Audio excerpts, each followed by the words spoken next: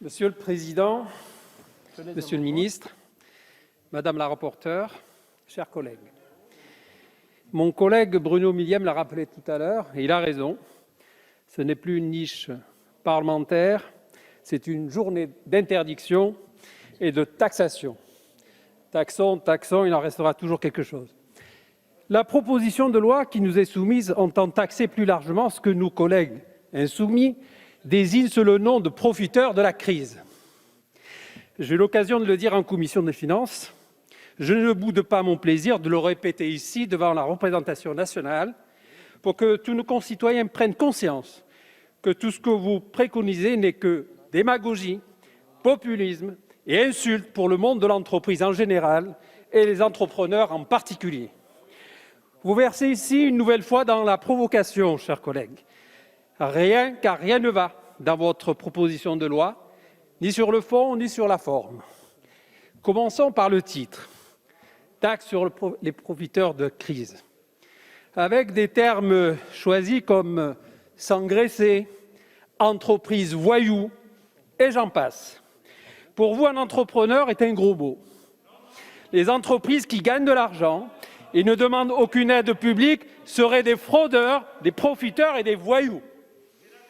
Franchement, ces propos honteux me scandalisent et scandalisent tous les chefs d'entreprise. Mais ne m'étonne guère car ce langage populiste caractérise très bien les extrêmes. Chers collègues, s'il vous plaît. L'extrême droite a son bouc émissaire, l'étranger, et la France insoumise a le sien, c'est le chef d'entreprise. La mesure que prévoit votre proposition de loi ne relève d'aucune logique économique et elle est complètement contre-productive. D'abord, vous voulez taxer le résultat net, sans même définir ce qu'on entend par résultat net. Je vais vous apporter une précision sans vouloir jouer le professeur que je ne suis pas, pour votre bonne compréhension. S'il vous plaît. Un résultat net après impôt peut tout à fait apparaître en hausse entre 2019 et 2020, du fait tout simplement d'un résultat exceptionnel positif, à la suite d'une cession d'actifs par exemple, alors que même le résultat d'exploitation serait déficitaire à la suite d'une baisse d'activité. Et l'inverse est vrai également. Votre copie est à revoir pour bien définir la notion de résultat. Et je ne reviendrai pas sur la rétroactivité de votre PPL. Laissons de côté l'aspect technique que vous avez négligé pour revenir sur l'aspect plus politique, car c'est celui qui vous intéresse le plus. J'ai beau lire et relire votre proposition de loi, je n'arrive toujours pas à identifier les prétendus profiteurs. Il est vrai que dans la vie profane, je ne suis qu'un humble expert comptable. Dites-nous ici qui, selon vous, sont les profiteurs de la crise. Est-ce que c'est ceux qui s'adaptent en période de crise pour répondre à un marché? Est-ce que c'est ceux qui ont réussi tant bien que mal, en pleine crise, à créer de la richesse et à préserver l'emploi et même à en créer?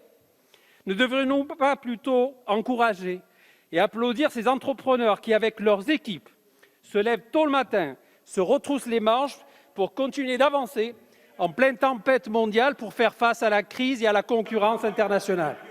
C'est pourtant bien cet objectif que nous avons poursuivi en accordant des aides d'urgence et en établissant un plan de relance. Remarquez, vous restez cohérents puisque vous ne les aviez pas votés. Allez donc expliquer cette posture incompréhensible aux familles qui font la richesse des entreprises dont vous stigmatisez leurs dirigeants. Une fois de plus, vous manquez votre cible et vous essayez de diviser les Français en deux camps, les gagnants et les perdants de la crise, sans vraiment comprendre ce qui caractérise une entreprise.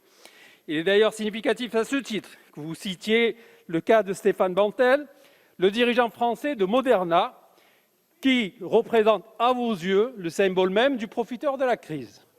La vaccination, qui nous coûtera entre 3 et 4 milliards d'euros cette année, et la dépense publique avec un des plus importants retours sur investissement que nous n'avons jamais connu. Convenez-en.